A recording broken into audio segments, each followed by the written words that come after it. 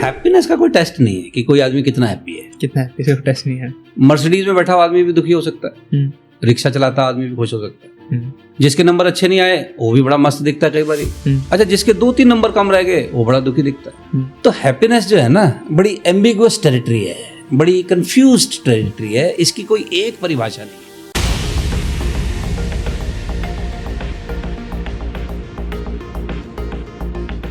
अभी सर आपने रिश्तों की बात की, रिश्तों के ऊपर सर मैंने कई आपकी वीडियोस देखी हैं जी, और शायद आपकी किताब भी है। किताब का नाम सर चाहूंगा मैं एक बार आप हमारे व्यूअर्स को। नहीं, रिश्तों पे मैंने कोई ऐसी किताब नहीं लिखी। वैसे आपकी किताब जरूर है। हाँ, लेकिन मेरी जिम्मेदारी की शक्ति किताब है, जिम्मेदारी हिंदी में भी है, अंग्रेजी में भी है, तो अमेज़न और फ्लिपकार्ट मिल जाएगी। हाँ, हर जगह मिलती है। हाँ जी। तो सर आपने रिश्तों की बात आप काफी ज्यादा करते हैं, रिश्तों को मजबूत बनाने की बात आप काफी करते हैं। तो सर अगर हम अपने रिश्ते अच्छे बनाना चाहें, घर में भी, व्यापार में भी, लोगों के साथ हम अपना एक अच्छा बैलेंस बना के चलें, तो अच्छे रिश्ते बनाने के लिए आजकल जैसे अभी आपने कहा कि सामने वाले को लगता है कि यही क्यों नहीं समझ रहा है मेरी बात को, मैं भी तो समझूं, ये मैं समझूं तो ये नहीं समझ रहा, ये समझ रहा तो मैं नहीं समझ रहा हूँ।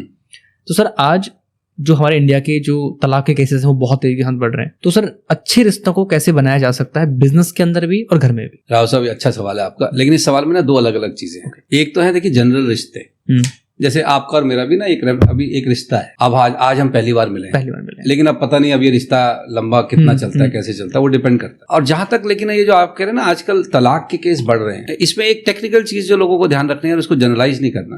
देखिए तलाक के केस बढ़ रहे हैं ना, इसमें से कुछ केस तो ऐसे हैं जो अच्छा ही हुआ कि तलाक हो गए। ओके, क्योंकि देखिए पहले की जो स्त्रियां थी ना, उनकी परवरिश और उनकी वो जो सिस्टम था पुराना, उसमें तलाक को ना थोड़ा टैबू माना जाता था, क्योंकि स्त्रियों को जनरली फाइनेंशियली इंडिपेंडेंस थी नहीं, पति के ऊपर ही निर्भर हैं, तो अगर तलाक ले लेंगी तो फिर उनको दिक्कत होती थी। तो वो हर तरीके का दुर्व्यवहार भी सहती थी, मारपीट, सब सारी चीजों। हाँ, हर तरीके का, सिर्फ मारपीट नहीं, ताने भी और मतलब गलत भाषा भी और हर तरीके का अत्याचार लड़कियां सह लेती थी। लेकिन आज की तारीख में अब जब लड़कियां पढ़ी लिखी हो गई हैं, इंडिपेंडेंट हो गई हैं, तो वो किसी भी फालतू बात को टॉलरेट करने को तैयार नहीं है, सुनना नहीं चाहते हैं। तो जहां तो वाकई में जहां अब्यूज हो रहा है, गलत व्यवहार हो रहा है किसी भी लड़की के साथ, जैसे मैं बेटी का पिता हूं, तो मैं नहीं चाहूंगा कि मेरी बेटी किसी भी नॉनसेंस को टॉलरेट करे। तो ऐसे केस में अगर ठीक है माता पिता से गलती हो गई, या आपने ही सपोज गलत व्यक्ति चुन लिया और आपको रियलाइज हो रहा है कि नहीं इसके साथ जीवन नहीं काट सकते, और आप उस रिलेशनशिप से बाहर आ जाएं, अगर वो टॉक्सिक रिलेशनशिप है तो दिस इज ओके। इस रिलेशनशिप को टूटने में कोई प्रॉब्लम नहीं, इट्स ओके। लेकिन मैं जब जनरल रिलेशनशिप की बात कर रहा हूँ, मैं सिर्फ हस्बैंड वाइफ की बात नहीं कर रहा हूँ। जैसे आप देखिए आजकल जॉइंट फैमिलीज नहीं रह पा रही, मतलब भाई भाई साथ नहीं रह पा रहे, मियाँ बीवी तो छोड़ो, भाई भाई जो एक खून है वो साथ नहीं रह सकते। अब जैसे लोगों को हैरानी होती सुन के, मेरा जैसे जॉइंट फैमिली है, हम 16 लोग एक साथ रहते हैं। आज भी 16 लोग आज भी एक साथ रहते हैं, एक ही किचन है हमारा। तो क्योंकि हम सारे भाइयों का अपना काम है ना, तो हमें नौकरी के लिए कहीं इधर उधर नहीं जाना पड़ा, तो और फिलहाल हमारा चल जाता है। तो रिलेशनशिप पर शायद इसलिए मैं बात करने में मतलब मुझे हक बनता है कि मैं बात कर सकता हूँ। तो देखिए जो ये 16 लोग का परिवार एक साथ रखना, इसका मतलब ये नहीं है कि हम लोग सारे बहुत अच्छे हैं और हमारे व्यवहार बहुत अच्छे हैं, नहीं, इसका एक ही कारण है, रिलेशनशिप की जो लॉन्जेविटी है और गुणवत्ता है वो कुछ बेसिक चीजों पर निर्भर करती है। सबसे पहली, जो घर के बड़े हैं उनके अंदर होनी चाहिए पेशेंस फॉर डिफरेंसेस।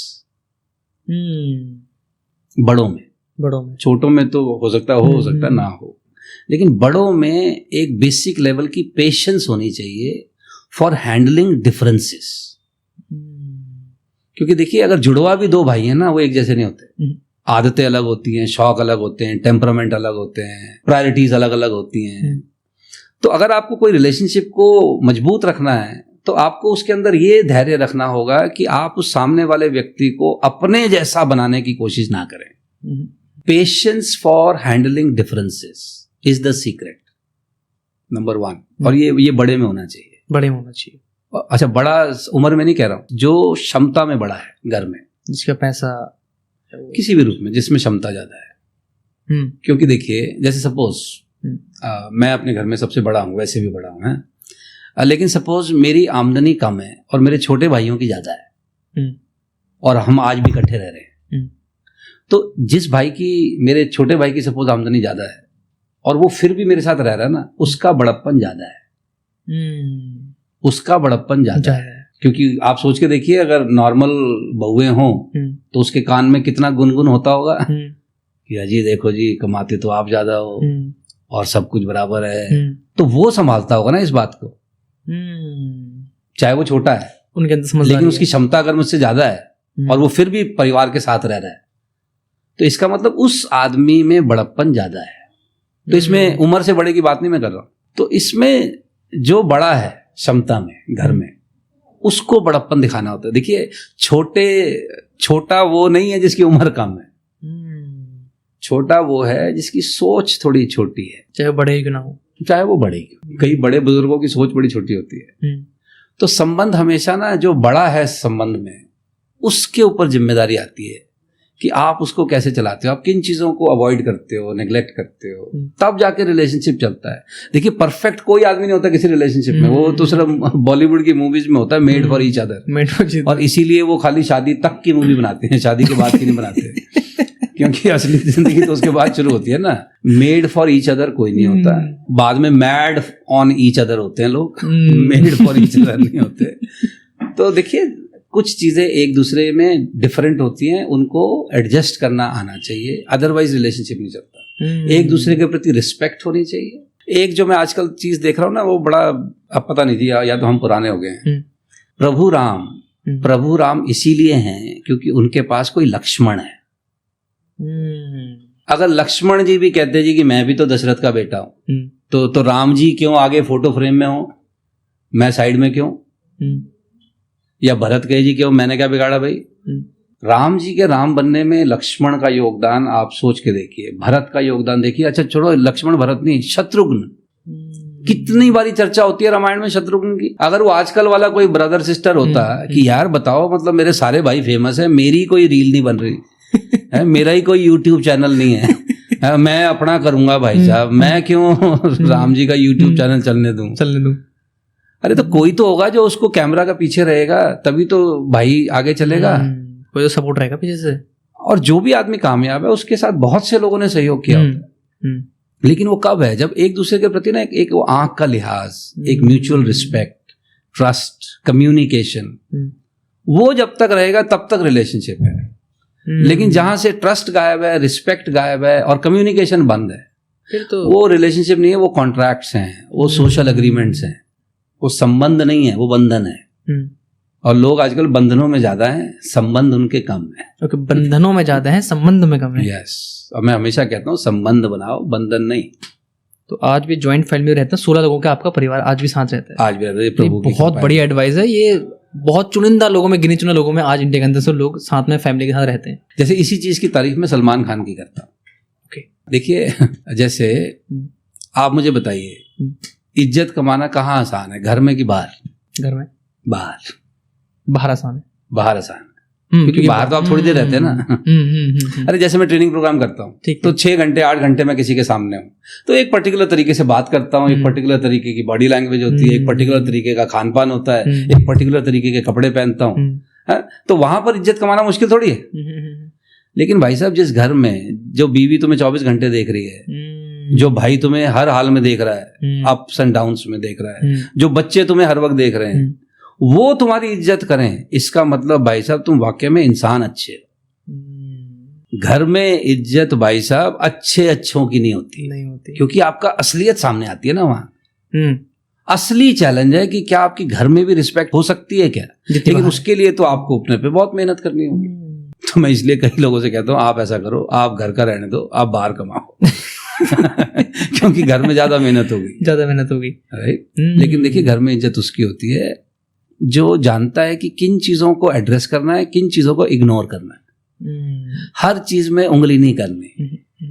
जैसे एक चीज मेरे पिताजी कहते थे, आजकल तो बुरी लगेगी खैर लोगों को, वो कहते थे देखो, जैसे पहले होता था ना, गृहिणी का काम है घर संभालना। आजकल तो खैर सब वर्किंग होता है ना, तो पहले गृहिणी का काम होता था घर संभालना, और पुरुष का काम है कि भैया तू बाहर चल और काम करके आ और पैसे लेके आ। ठीक है, तो पुरुष जो है किचन में इंटरफेयर नहीं करता था, और गृहिणी पुरुष के काम में इंटरफेयर नहीं करती थी। वो जितना बता दिया उतना सुन लिया, और बाकी मतलब ज्यादा पूछा पाछे नहीं, यही था ना। तो वो संबंध देखिए दोनों के म्यूचुअल रिस्पेक्ट में थे।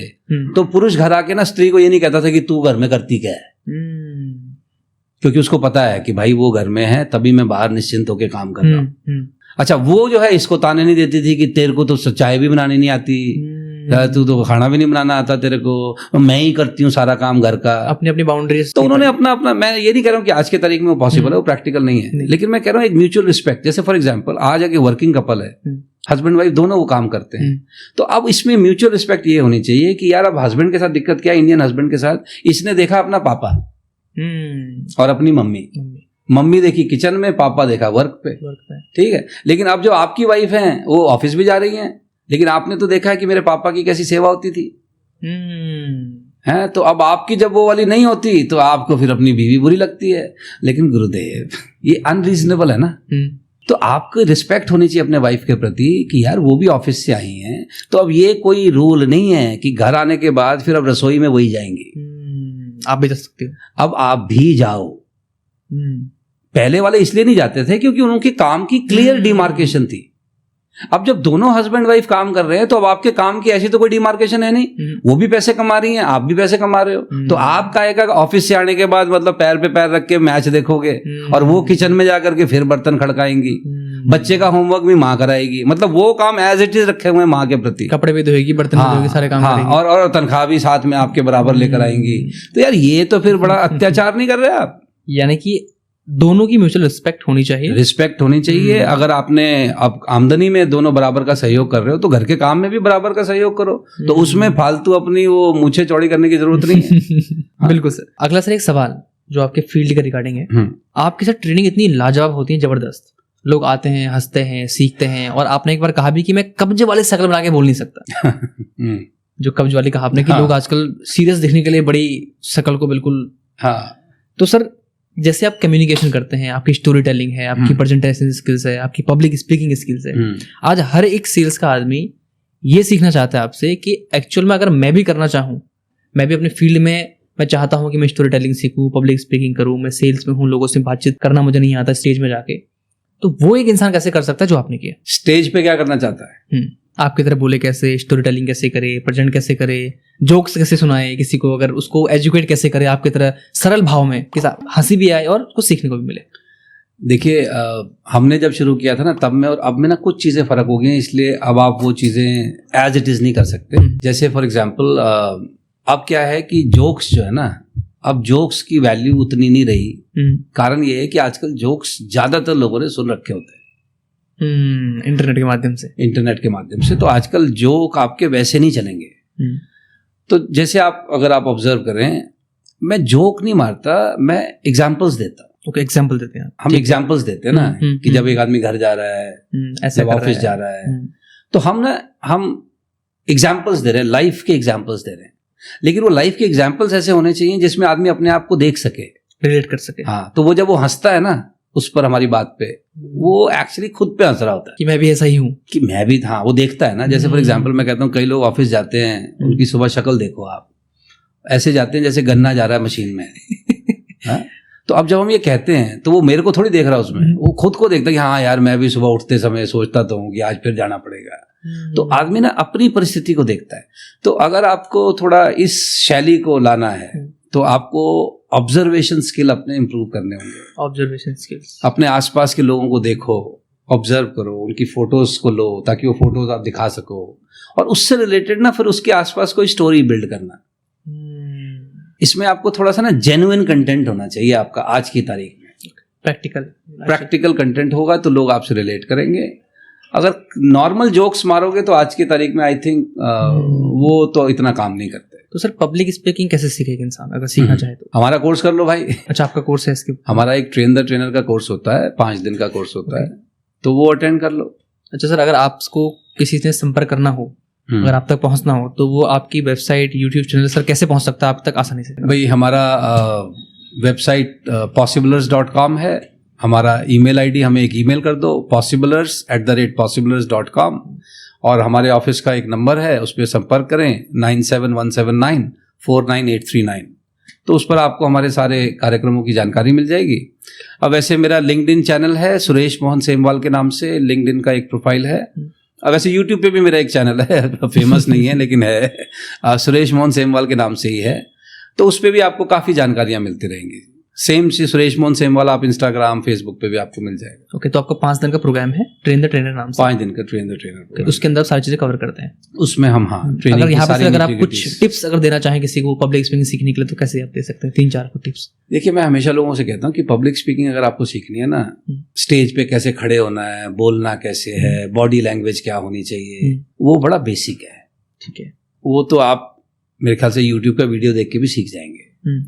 अगर आपको ट्रेन द ट्रेनर बनना है, और वो भी जैसे मैं आपको पहले भी बता रहा था कि हम सिर्फ कॉर्पोरेट सेक्टर में अब तक हमने काम किया है। मेरे जितने क्लाइंट्स हैं, 600 प्लस क्लाइंट्स हैं, उसमें से 90% तो MNCs हैं। तो हम काम उन्हीं कंपनीज के साथ कर रहे हैं जो ऑलरेडी वेल एस्टैब्लिश्ड कंपनीज हैं।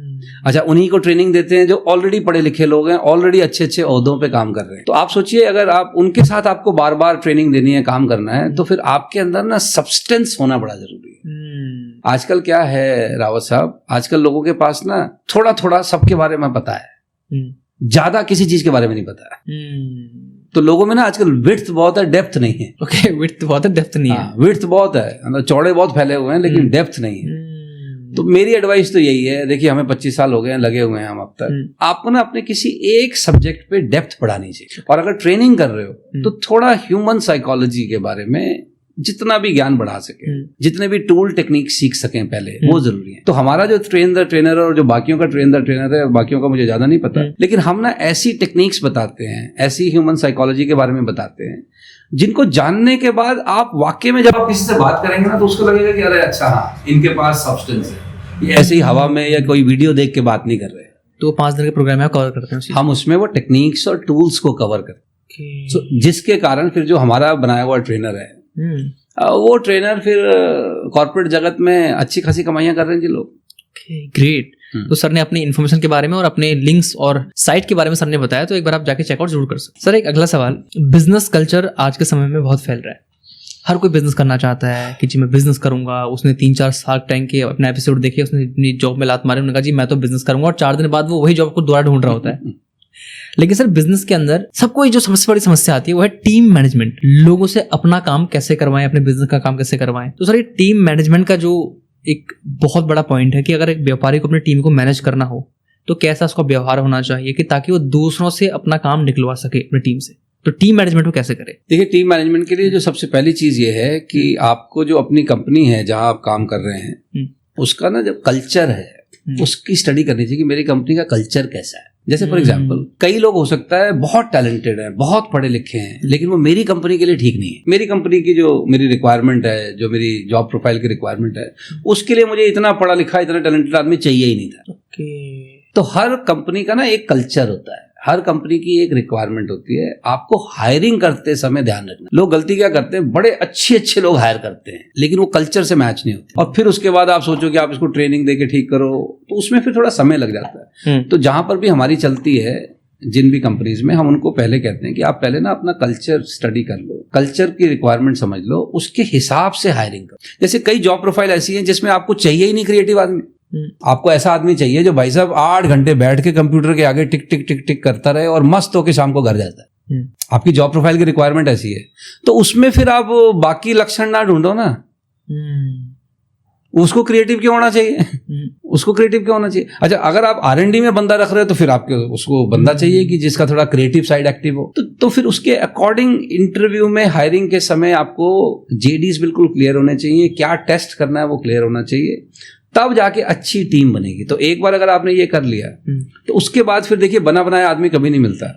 आपको थोड़ी पेशेंस चाहिए, जो मैंने पहले भी कहा है। आपको व्यक्ति को ना डेवलप करना होता है अपने साथ, तो उसके लिए फिर वही है 3 चीजें: ट्रस्ट, रिस्पेक्ट, कम्युनिकेशन। जिस टीम में ट्रस्ट है, रिस्पेक्ट है, कम्युनिकेशन है, और उसके बाद अकाउंटेबिलिटी। हर आदमी की अकाउंटेबिलिटी क्लियर होनी चाहिए कि आपको ये करना है, हाँ, कि ये काम करना है, इतने समय में करना है, इतने रिसोर्स यूज करके करना है, और अगर नहीं करते तो फिर क्या क्या होगा वो भी क्लियर होना चाहिए पहले से।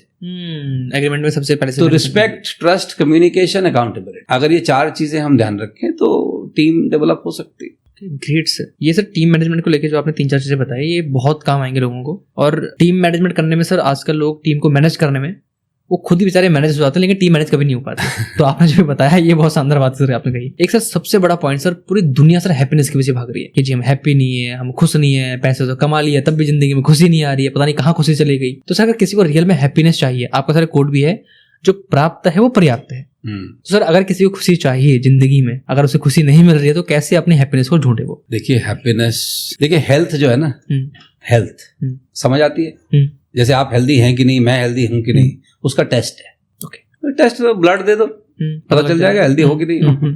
आपका अभी ट्रेडमिल पे दौड़ाते हैं, पता चल जाएगा हम हेल्दी हैं या नहीं है। ठीक है। रिस्पेक्ट है, वो भी टेस्ट है। रिस्पेक्ट भी पता चल जाएगा कि आपकी कितनी रिस्पेक्ट है, मेरी कितनी रिस्पेक्ट है, वो भी टेस्ट हो जाती है। हैप्पीनेस का कोई टेस्ट नहीं है कि कोई आदमी कितना हैप्पी है, कितना हैप्पी, सिर्फ टेस्ट नहीं है। मर्सिडीज में बैठा हुआ आदमी भी दुखी हो सकता है, रिक्शा चलाता आदमी भी खुश हो सकता है, जिसके नंबर अच्छे नहीं आए वो भी बड़ा मस्त दिखता है कई बार। अच्छा, जिसके 2-3 नंबर कम रह गए वो बड़ा दुखी दिखता है। तो हैप्पीनेस जो है ना, बड़ी एम्बिगुअस टेरिटरी है, बड़ी कंफ्यूज्ड टेरिटरी है, इसकी कोई एक परिभाषा नहीं है। कुछ लोग, जैसे मेरे पिताजी ने बहुत सारी चीजें मुझे सिखाने की कोशिश की, पता नहीं मैं सीखा कि नहीं सीखा, लेकिन एक चीज ना उन्होंने बार बार कही, बार बार कहते यार आदमी ना, देखो पैसा तो कोई भी कमा लेता है, इज्जत कमानी मुश्किल होती है। पैसा तो कोई भी कमा लेता है, ऐसा थोड़ी है, पैसा तो मतलब आ जाते हैं पैसे, कह रहे, लेकिन इज्जत कमानी मुश्किल होती है। अच्छा, अब हमने बचपन से सपोज अब ये सुना है, तो अब मेरी डेफिनेशन ऑफ हैप्पीनेस क्या है? रिस्पेक्ट। अगर मेरे को रिस्पेक्ट, मुझे लगता है कि मुझे रिस्पेक्ट नहीं मिल रही, I can not be happy. लेकिन सपोज किसी ने ये सुना है सारे जीवन में कि अगर पैसा नहीं है तो कुछ नहीं है, पैसा नहीं है तो कुछ नहीं है, तो उसके पास जब तक अधिक पैसा नहीं आ जाएगा वो तब तक कुछ नहीं होगा, चाहे आप उसको बाकी कितनी रिस्पेक्ट देते रहो, कितना ही कंफर्टेबल चेयर दे दो, पर आपने उसको पैसा नहीं बढ़ाया तो वो खुश नहीं होगा।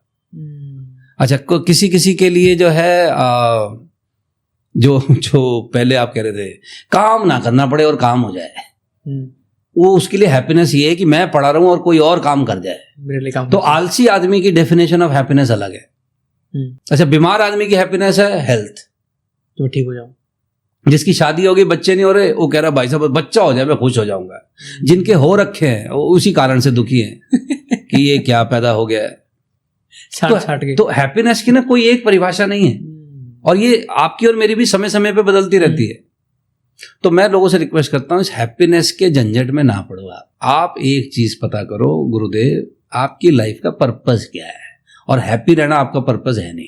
हिंदुस्तान का, खासकर हिंदुओं का, क्योंकि मुझे बाकियों का नहीं पता, किसी शास्त्र में बता दो अगर लिखा हो कि मानव जीवन का मकसद खुश रहना है, किसी भी एक शास्त्र में आप मुझे बता दीजिए कि मानव जीवन का मकसद है खुश रहना। अच्छा, इसका मतलब ये नहीं कि मानव जीवन का मकसद दुखी रहना है।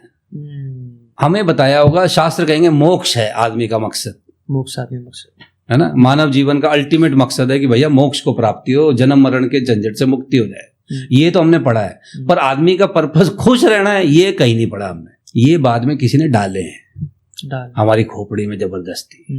देखिए, मैं अपना बता सकता हूँ, मैं कब कब खुश होता हूँ मुझे पता है।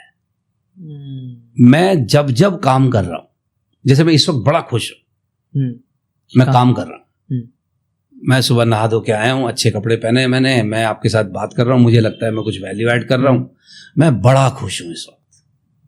आपसे मिलने के बाद मुझे एक परम मित्र के पास जाना है, वो पुलिस विभाग में कार्यरत है, मैं बड़ा खुश हूँ।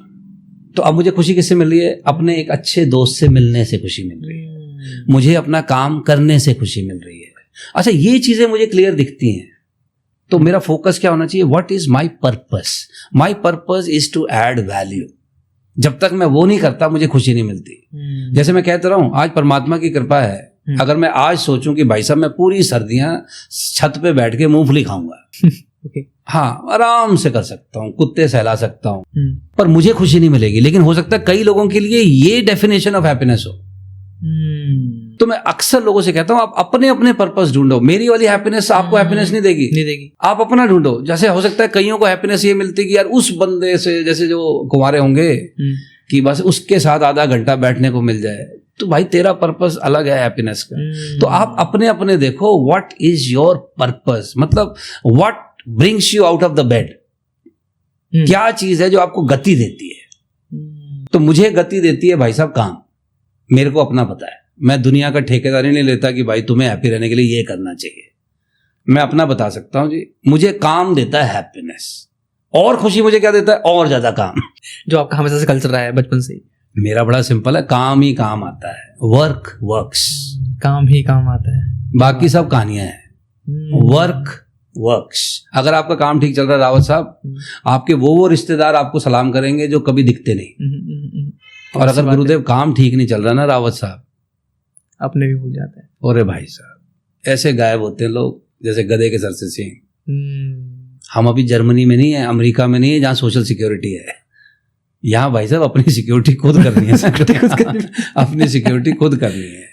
तो मैं अपना बता रहा हूँ, तो मुझे तो मेरा पर्पस क्लियर है। मुझे ना परमात्मा से एक ही दुआ है कि भाई मुझसे काम कराओ और मुझे इतनी शक्ति दो, ताकत दो मेरे शरीर में और बुद्धि में कि मैं काम करता रहूं और अच्छा काम करता रहूं, जो इज्जत वाला हो। इज्जत वाला हो, क्योंकि वो बचपन से हमने सुन रखा है। रिस्पेक्ट। और वो कब आती है? Clear. If your value addition is greater than your takeaway. जितना मिल रहा है जब तब देते हैं। अगर मैं कंपनी में एक प्रोग्राम करके आ रहा हूँ 1 लाख रुपए का एक दिन का, तो फिर मेरी जिम्मेदारी है कि सुनो भैया 1 लाख रुपए तुमसे लिए हैं तो कम से कम तुम्हें 2 लाख रुपए का फायदा तो हो। 20 लाख का हो जाए तो बहुत अच्छी बात है। लेकिन अगर मैं इस नियत से भी नहीं जाता और मैं कह जी मैं तो गया और हा करके आ गया और उनको लाभ नहीं हुआ ना, तो देखिए फिर वो काम लंबा नहीं चलेगा ना। बिल्कुल नहीं। तो बड़ा सिंपल है साहब, मैं अपना बता रहा हूं, मुझे हैप्पीनेस मिलती है विद रिस्पेक्ट एंड वर्क, और मेरे वर्क से मुझे रिस्पेक्ट मिलती है। तो मेरी तो दोनों चीजें एक ही है, क्योंकि मेरा काम ही रिस्पेक्ट वाला काम है ना। तो यानी कि सर सबकी हैप्पीनेस की डेफिनेशन अलग अलग है, आप अपनी अपनी ढूंढो। और ये ना उम्र के साथ साथ भी अगर बदलती रहती है तो कोई बात नहीं है। अच्छा। तो आप मतलब आप मेरी बात सुन के अपना चेंज ना करो कुछ, लेकिन आप अपना चेक करो आपको हैप्पीनेस किस चीज में मिलती है। जैसे एक किताब है सक्सेस वर्सेस जॉय, गीत सेठी की किताब है, मैंने पढ़ी थी आज से 20 साल पहले पढ़ी थी। उसमें उसकी बात मुझे बहुत अच्छी लगती है। जैसे आपने क्रिकेट खेला कभी रावत साहब? जब आपने अगर बैट्समैन थे आप, बैट्समैन, तो वैसे तो देखिए बॉल हमेशा बैट से ही मारी जाती है, लेकिन ना बैट का एक ऐसा हिस्सा होता है जब वहां बॉल लगती है ना और जो वो आवाज आती है उसको बोलते हैं स्वीट स्पॉट। मतलब वो टक की जब आवाज आती है ना, उसके बाद उस बैट्समैन को पूछो हैप्पीनेस क्या होती है। So when you hit that sweet spot, that is happiness. Sweet spots. और वो स्वीट स्पॉट देखिए हर बार ही नहीं होता है, चाहे तेंदुलकर ही हो, ये नहीं कि उसने जितनी 100 बॉल खेली 100 की 100 पे स्वीट स्पॉट है ना। लेकिन अच्छा बैट्समैन ना उस स्वीट स्पॉट की तलाश में 100 बॉलें खेल रहा होता है, और वो कभी कभी लगती है, लेकिन वो लगती जरूर है। अगर आप लगे रहे तो वो स्वीट स्पॉट आता है। तो भाई साहब उस गेम में बने रहो, काम में जमे रहो और धुन में लगे रहो, धुन में। जैसे मैं कई लोगों से कहता हूँ कई लोग कहते हैं जी आप ध्यान करते हो क्या? ध्यान, मैं कहा देख भाई ध्यान नहीं करता मैं जो करता हूं ना उसको ध्यान से करता हूं। इस वक्त मैं आपके साथ बैठा हूं ना रावत साहब, मेरे लिए दुनिया में और कुछ एग्जिस्ट नहीं करता, केवल इस काम के सिवा। इस वक्त मेरे लिए आप ही हो इस वक्त। बस ये पॉडकास्ट ही है जो कुछ है इस वक्त। अभी जब ये कट हो जाएगा उसके बाद फिर मैं जाऊं, मैं फिर मैं वहीं ध्यान से करूंगा। मैं गाड़ी भी ध्यान से चलाता हूँ। प्रेजेंट टाइम में जीना। जो करो उसको ढंग से करो, जो भी करो, वरना करो मत। हाँ, फिर अगर अच्छे से नहीं करना तो उसको ध्यान से करो। और मैं बता रहा हूँ जो आदमी जो भी कर रहा है उसको ध्यान से कर रहा है ना, उसको पता नहीं होगा लेकिन वो ऑलरेडी खुश है। जो आदमी भी खुशी ढूंढ रहा है, एक चीज की गारंटी है, दुखी है। जो अपने काम में व्यस्त है वो ऑलरेडी खुश है। वो ऑलरेडी खुश है, उसको शायद ये इंटेलेक्चुअली पता नहीं है। अगर आप व्यस्त हो, किसी चीज में लीन हो, मुझे नहीं पता आपने कोई एक्चुअल परफॉर्मेंसेस देखी हैं किसी गायक की या डांसर की, जब वो अपनी परफॉर्मेंस में जो रमा हुआ होता है ना उस वक्त आदमी, वो पब्लिक करोड़ों लोग झूम रहे हैं, अरे वो अलग है, लेकिन वो उसको पता होता है कि भाई साहब वो दूसरी जोन में है उस वक्त, अलग आनंद में हो। इसीलिए लोग अरिजीत सिंह की तारीफ करते हैं, क्योंकि जो उसकी धुन है ना वो बाकी गायकों की भी उतनी शायद है नहीं, क्योंकि वो गाता है अपने में गाता है, उसका स्वीट स्पॉट लगता है। तो मेरा यही है भाई साहब, अपने को तो मैं अपनी बता दी है, बाकी सब अपने अपने स्वीट स्पॉट ढूंढेंगे। किस चीज में आपको स्वीट स्पॉट लगता है, किस चीज में आप लीन हो सकते हो, वो काम करो जिसमें आप लीन होके कर सकते हो।